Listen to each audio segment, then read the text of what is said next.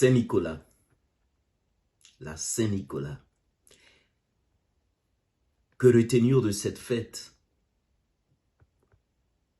Que retenir de Saint-Nicolas? L'évêque de Myre au IIIe siècle après Jésus-Christ, ancêtre du Père Noël, retenir que Nicolas était un évêque chrétien, sociable,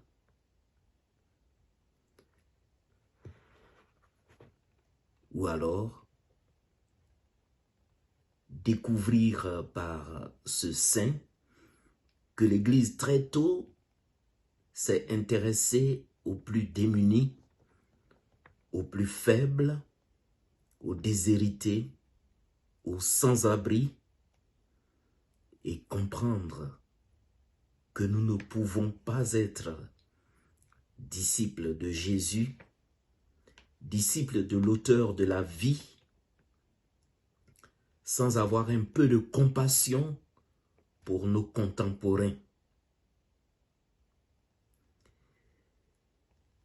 On ne peut être véritablement chrétien et laisser la misère autour de nous grandir sans participer à son éradication. On ne peut pas être disciple de Jésus, être catholique et accepter l'exploitation de l'homme par l'homme, le mépris des autres,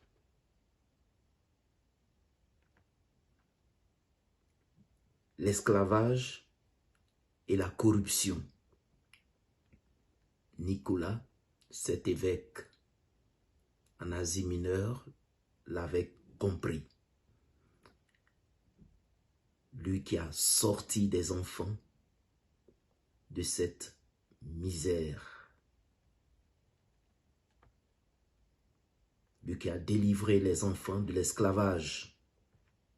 Aujourd'hui, c'est vrai, les États s'approprient les œuvres caritatives et souvent même refusent par endroits à l'Église de jouer pleinement ce rôle.